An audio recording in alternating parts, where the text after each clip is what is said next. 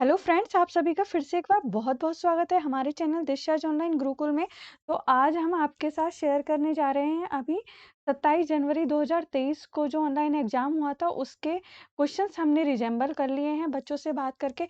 इसमें mostly EVS के questions होंगे बट कुछ मैथ्स और सीडीपी के भी इम्पोर्टेंट क्वेश्चन जो हम रिजेंबल कर पाए इसमें डिस्कस करेंगे इस वीडियो में, जिससे आपको आइडिया लगेगा कि इसी तरीके के क्वेश्चन हर एक वीडियो में हम आपको दिखा रहे हैं जो भी हम कलेक्ट कर पा रहे हैं, क्योंकि सीटेट में शिफ्ट से प्रीवियस ईयर के साथ-साथ शिफ्ट से भी क्वेश्चंस रिपीट हो रहे हैं, जैसा आप देख पा रहे होंगे या आप देखते भी होंगे। तो क्वेश्चंस को करेंगे तो आपको आइडिया लग जाएगा, और अगर आपका कोई टॉपिक रह रहा होगा तो वो भी आप कर लेंगे अभी जाके, क्योंकि अभी भी टाइम है। चाहे तो आप सब कुछ कर सकते हैं, और जाते-जाते अगर वीडियो अच्छा लगेगा तो इसको लाइक कर दीजिएगा, ज़्यादा से ज़्यादा शेयर कीजिएगा और चैनल सब्सक्राइब कर लीजिएगा। चलिए क्वेश्चन स्टार्ट करते हैं। क्या है? भारत में पेट्रोलियम का सबसे बड़ा उत्पादक राज्य कौन सा है? तो राजस्थान है, और दूसरे नंबर पर गुजरात है। ठीक है, तो ऐसा भी हो सकता है ऑप्शन में राजस्थान ना आए, गुजरात आ जाए, फिर उन ऑप्शन के अकॉर्डिंग आपको करना पड़े तो उसमें आप गुजरात करके आइएगा दूसरे नंबर पर। पोचमपल्ली साड़ी सबसे पहले किस राज्य का हिस्सा थी? तो आंध्र प्रदेश का थी, और अब कहाँ की है? तेलंगाना की है पोचमपल्ली। और पोचमपल्ली में जो साड़ियाँ मिलती हैं उनको पोचमपल्ली ही कहा जाता है, जो डिजाइन बनता है, और उसको कलमकारी भी कहा जाता है। तो ये भी आ सकता है क्वेश्चन। अब देखिए, कारगिल कहाँ पर स्थित है? लद्दाख में स्थित है कारगिल। अब नेक्स्ट क्वेश्चन, अगर वीडियो अच्छा लग रहा है तो अभी लाइक कर दीजिए, और चैनल को सब्सक्राइब नहीं किया हो तो कर लीजिएगा, और बेल आइकन को भी प्रेस कर लीजिएगा, जिससे कि हर एक वीडियो की जानकारी आपको सबसे पहले मिल जाए। अंतरिक्ष से प्रवेश करने वाले उल्कापिंड वायुमंडल की किस परत में आने पर जल जाते हैं? तो मध्य मंडल में आकर वो जल जाते हैं। तो जितने भी हमारी लेयर्स हैं उनको आप याद कर लीजिए, हो सकता है कुछ रिलेटेड क्वेश्चन आपके एग्जाम में आए। लद्दाख का सबसे ठंडा स्थान कौन सा है? द्रास है। देखिए, ऐसे क्वेश्चंस आ रहे हैं। और नेक्स्ट क्वेश्चन की तरफ मूव कर रहे हैं। पोचमपल्ली गठन से पहले किस राज्य में स्थित था? ये आंध्र प्रदेश में। ये अभी क्वेश्चन कर चुके हैं, ये दोबारा आ गया है। अब नेक्स्ट क्वेश्चन की तरफ मूव कर रहे हैं। क्या है नेक्स्ट क्वेश्चन, देखते हैं। हाँ, ये देखिए, पेड़ के तने में गहरा एक मिनट, बनाकर उसमें छिपे हुए कीड़े को कौन सा पक्षी खाता है? तो वो कौन सा पक्षी है? कठफोड़वा पक्षी होता है, जो पेड़ के तने में गहरा छेद बनाकर उसमें छिपे हुए कीड़े को खाता है। तो बर्ड से रिलेटेड क्वेश्चन बहुत ज्यादा पूछा जाता है पहले से ही सीटेट के एग्जाम में, तो आप सारे क्वेश्चंस कर कर लीजिए, बिकॉज कोई भी कमी आप छोड़िए मत। अगर सोच रहे हो कि अभी जाके पढ़ लेंगे तब जाके कर लेंगे, अभी कीजिए अगर कुछ भी रह रहा है कंफ्यूजन तो। ठीक है। किस विटामिन की कमी से मनुष्य की शारीरिक क्षमता कम हो जाती है? तो वो कौन सी विटामिन है? विटामिन डी है। ठीक है। और ये भी देख लीजिए कि किस विटामिन से कौन सा रोग होता है, और किसी विटामिन का अगर आपको साइंटिफिक नेम आ जाए तो वो भी देख लीजिए। अंतरिक्ष में प्रवेश करने वाले, एक मिनट, एक मिनट, अंतरिक्ष में प्रवेश करने वाली उल्कापिंड वायुमंडल की किस परत में आकर नष्ट हो जाते हैं? मध्यमंडल। ठीक है। नेक्स्ट क्वेश्चन की तरफ मूव करते हैं। ये क्वेश्चन भी दोबारा आ गया है, कुछ क्वेश्चंस इसमें एक दो बार टाइप हो गए हैं। ठीक है, नेक्स्ट क्वेश्चन की तरफ मूव कर रहे हैं। सीढ़ीदार कुआं तथा बावड़ी से संबंधित निम्नलिखित प्रश्न निम्नलिखित में क्या सही है? तो वे जल भंडारण तथा संरक्षण की पारंपरिक व्यवस्था है, और सामुदायिक स्रोत के रूप में उनका प्रयोग होता है। उनका निर्माण मुख्यतः वर्षा रहित राज्यों में होता है। ठीक है, ये क्वेश्चन आ रहा है, ये इसी तरीके से रिलेट करके और कुछ पूछ लिया जाता है। वीडियो अच्छा लग रहा है तो लाइक कीजिएगा। सबसे ज्यादा तेल शोधक केंद्र कहाँ स्थित हैं? तो बॉम्बे या मुंबई में है। ठीक है, या महाराष्ट्र भी आप बोल सकते हैं अगर राज्य का नाम आ जाए तो। ठीक है, नेक्स्ट क्वेश्चन की तरफ मूव कर रहे हैं। चंद्रमा यदि पृथ्वी के नजदीक आता है तो पृथ्वी पर क्या प्रभाव पड़ेगा? तो देखिए, एक मिनट, यदि चंद्रमा अपनी वास्तविक दूरी से पृथ्वी के 20 गुना नजदीक आ जाए तो वह हमारी पृथ्वी पर गुरुत्वाकर्षण शक्ति को 400 गुना शक्तिशाली बना देगा, जिससे तटीय क्षेत्रों में सुनामी आ जाएगी और तबाही मच जाएगी। इससे समुद्रों में शक्तिशाली ज्वार का निर्माण होगा। ठीक है, देखिए इसी तरीके के कुछ क्वेश्चंस आ रहे हैं, और ये प्रीवियस ईयर के क्वेश्चन से ही रिलेट कर रहे हैं सारे क्वेश्चन, ऐसा नहीं है कि कुछ अलग आ रहा है। मधुमक्खी पालन का उपयुक्त समय कौन सा है? तो अक्टूबर से दिसंबर। और अग्रणी राज्य कौन सा है? बिहार है, जैसा आप जानते भी होंगे। ठीक है, अब नेक्स्ट क्वेश्चन की तरफ मूव करें। ब्रेल लिपि से क्वेश्चन पहले भी आते रहे हैं, अभी भी आ रहे हैं। तो ब्रेल लिपि किस पर आधारित है? 6 बिंदुओं पर। आप ब्रेल लिपि का जो दिवस है वो कब मनाया जाता है और इसके इन्वेंशन लुई ब्रेल ने किया था, वो आप देख लीजिए, और भी फैक्ट्स हैं इसके रिलेटेड। ठीक है, नेक्स्ट क्वेश्चन की तरफ मूव कर रहे हैं। मृदा अपरदन क्या कहलाता है? मृदा अपरदन आप सभी जानते हैं। मृदा अपरदन प्राकृतिक रूप से घटित होने वाली एक भौतिक घटना होती है, जिसमें मुख्य रूप से जल एवं वायु के द्वारा भूमि के ऊपरी मृदा कणों को बहाकर दूसरे स्थानों तक ले जाना शामिल होता है। आप पहले भी पढ़ चुके होंगे इस तरीके का, जब आप तैयारी कर रहे होंगे, या पहले भी आपने कई बार पढ़ा होगा पढ़ाई करते समय। अब देखिए, महाराष्ट्र में गन्ने के खेत वाले एक गांव में मुकदमा की क्या भूमिका होती है? तो कर्ज वसूलने की भूमिका होती है। ठीक है, नेक्स्ट क्वेश्चन की तरफ मूव कर रहे हैं। एक शिक्षक कक्षा में रेल टिकट एवं पोस्टर आदि चीजें दिखाता है, ये किस प्रकार की सामग्री है? आपको पता है, ये शिक्षण सहायक सामग्री है। ठीक है, नेक्स्ट क्वेश्चन की तरफ मूव कर रहे हैं। ध्यान से करते जाइए, और इस बार ही आपको अपना सीटेट का एग्जाम क्लियर करके आना है। ठीक है, लिखने में कौन से गतिक कौशल का प्रयोग होता है? तो सूक्ष्म गतिक कौशल का प्रयोग होता है। तो जैसे इस तरीके के क्वेश्चन आए और आपको नहीं आता हो, तो सारे जितने भी ऑप्शन हैं उनको थोड़ा सा रिलेट करके देखिए अपने लिखने से, या फिर कोई भी चीज आए रियल लाइफ से, फिर तब थोड़ा सोच के करिए, आपको आ जाएगा अगर कोई क्वेश्चन नहीं आता होगा। बट हाँ, बहुत ज़्यादा सोचने में भी टाइम मत वेस्ट कर दीजिएगा, पता चला इधर उधर के क्वेश्चंस रह जाएं। पहले जो आते हैं उनको अच्छे से कीजिए, इनको मार्क फॉर रिव्यू कर लीजिए, और इनके लिए भी सही समय बचा के रखिए। जीन पियाजे की किस अवस्था में बालक अमूर्त रूप से सोचने लगते हैं? तो औपचारिक संक्रियात्मक अवस्था में। ठीक है, तो जीन पियाजे की जितनी भी अवस्थाएं उनको एकदम याद कर लीजिए, आती जरूर है एग्जाम।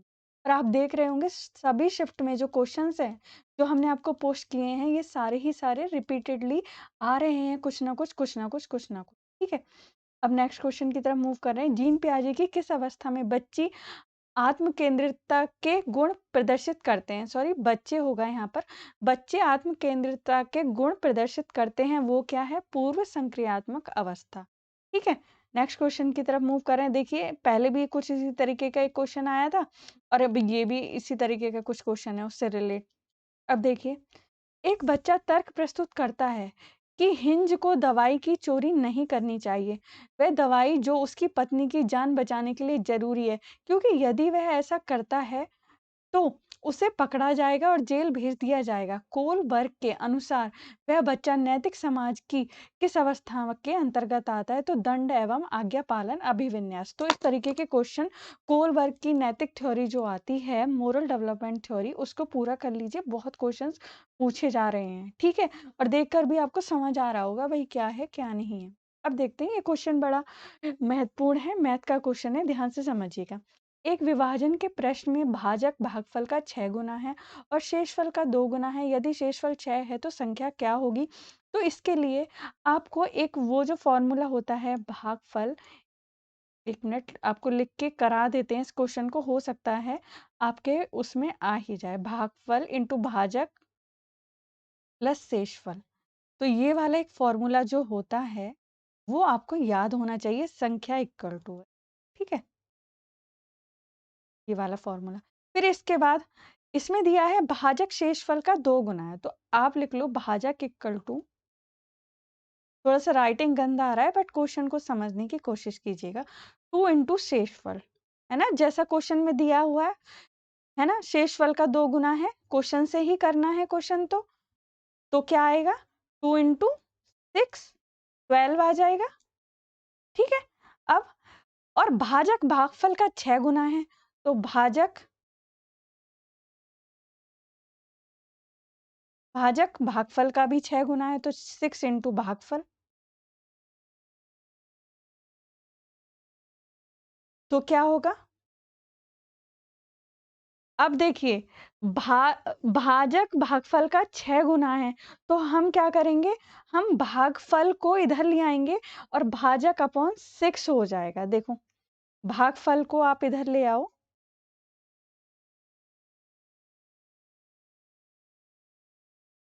भाजक अपॉन 6 हो जाएगा, और फिर वो क्या होगा, भाजक की वैल्यू हमें क्या मिली, यहाँ पे 12 मिली थी। 12/6 इज इक्वल टू,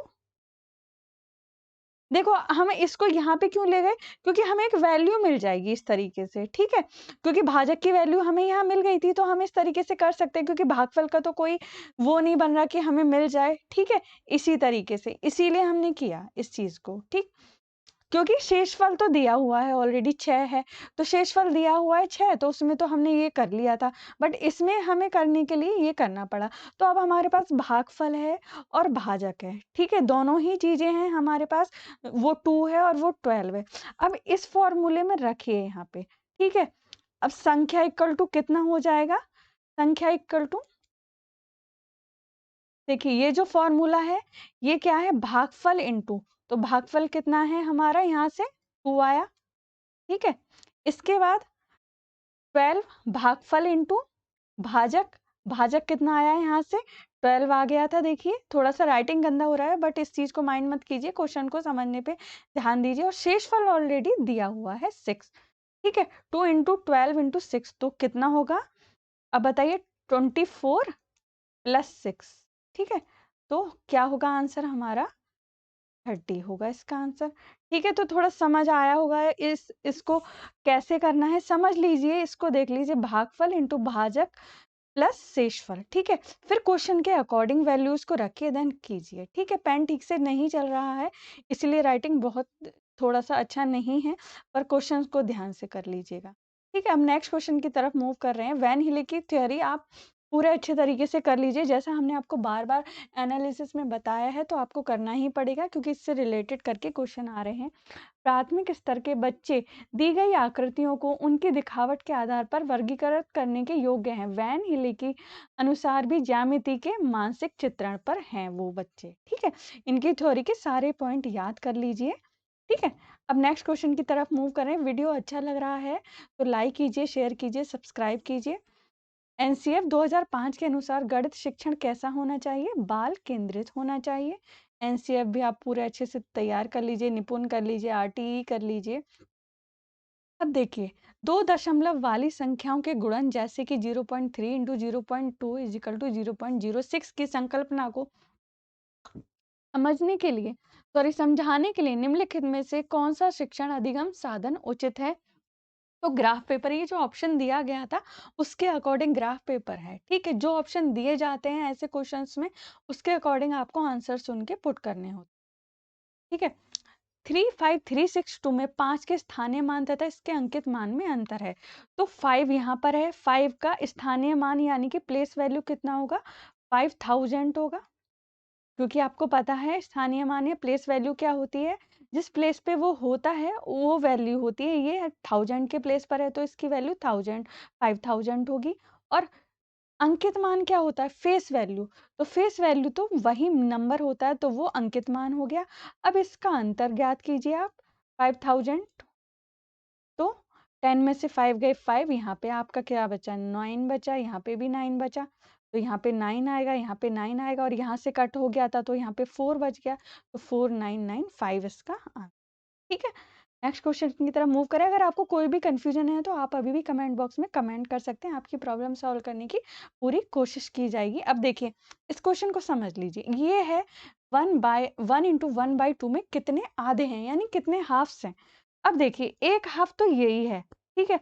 और 1 में कितने हाफ होते हैं, 1/2 प्लस 1/2 का मिला के मतलब 1 बनता है, तो कितने हाफ हुए, एक ये है, एक ये है, एक ये, तो 3 हो गए। बिल्कुल बहुत ही इजी क्वेश्चन है, आपको समझ भी आ रहा होगा। इस तरीके के कोई भी क्वेश्चन आए आप दिमाग लगा के करके आइएगा, वैसे आपको आते होंगे, हमें पता है। नहीं भी आते हैं कोई बात नहीं, इसमें कोई प्रॉब्लम की बात नहीं, अभी भी जाइए कीजिए, ठीक है।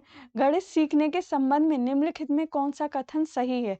हर कोई गणित सीख सकता है, जैसे कथन उसमें दिए गए थे। अब नेक्स्ट क्वेश्चन की तरफ मूव कर रहे हैं। क्या है नेक्स्ट क्वेश्चन, विद्यालय में गणित शिक्षण का मुख्य लक्ष्य क्या है। बच्चों की विचार प्रक्रिया का गणितीयकरण करना विद्यालय में गणित शिक्षण का क्या है, मुख्य लक्ष्य है। अब देखिए नेक्स्ट क्वेश्चन की तरफ मूव कर रहे हैं। गणित के समझने की प्रकृति होनी चाहिए, क्या होनी चाहिए? अमूर्त होनी चाहिए, यथार्थ होनी चाहिए और तार्किक होनी चाहिए। तो इस वीडियो में ऐसे करके हमने 26 क्वेश्चन हमने कवर किए हैं, वैसे 28 हैं, 2 क्वेश्चन इसमें 2 बार टाइप हो गए हैं बाय मिस्टेक। तो अगर हम देखें तो 26 क्वेश्चन हमने इस वीडियो में कवर किए हैं, जिसमें सीडीपी, मैथ्स और हमने ईवीएस के क्वेश्चंस को कवर किया है इस तरीके से। तो ये जो वीडियो है आपके लिए काफ़ी बेनिफिशियल रहा होगा। अगर ये वीडियो आपको अच्छा लगा है तो आप इसको लाइक कीजिए, ज़्यादा से ज़्यादा शेयर कीजिए, एक दूसरे की हेल्प कीजिए, चैनल को सब्सक्राइब कीजिए। अभी बहुत सारे वीडियोस आ रहे हैं आपके एग्ज़ाम्स होने से पहले। और देखिए, आपको एक बात बता दें, ये बात एकदम माइंड में रखिए कि ये क्वेश्चन देखने का कोई फ़ायदा नहीं है। बहुत सारे बच्चों के दिमाग में ये बातें आ रही है कि इनके में आ गया, हमारे में नहीं आएगा। आप देख रहे होंगे जैसा क्वेश्चन शिफ्ट से रिपीट हो रहे हैं, पिछले वर्षों से रिपीट हो रहे हैं। इसीलिए पिछले वर्षों को क्वेश्चन को बेस बनाइए, ये जो शिफ्ट में क्वेश्चन आ रहे हैं इनको बेस बनाइए, इनसे रिलेट जितने भी टॉपिक करते हैं सबको कीजिए और अपना सीटेट का एग्ज़ाम इसी बार क्लियर करके आइए दोस्तों, और हमारे साथ बने रहिए, क्योंकि अभी आपको पहली सीढ़ी चढ़ के आनी है, फिर उसके बाद सुपर टेट की तैयारी करके अपना सपना पूरा करना है। तो इस वीडियो को यहीं एंड करते हैं, आपसे मिलते हैं अभी नेक्स्ट वीडियो में। तब तक के लिए आप अपना ध्यान रखिए, ज़्यादा से ज़्यादा पढ़ाई करते रहिए, अपना ध्यान रखिए और जय हिंद, जय भारत, नमस्ते दोस्तों।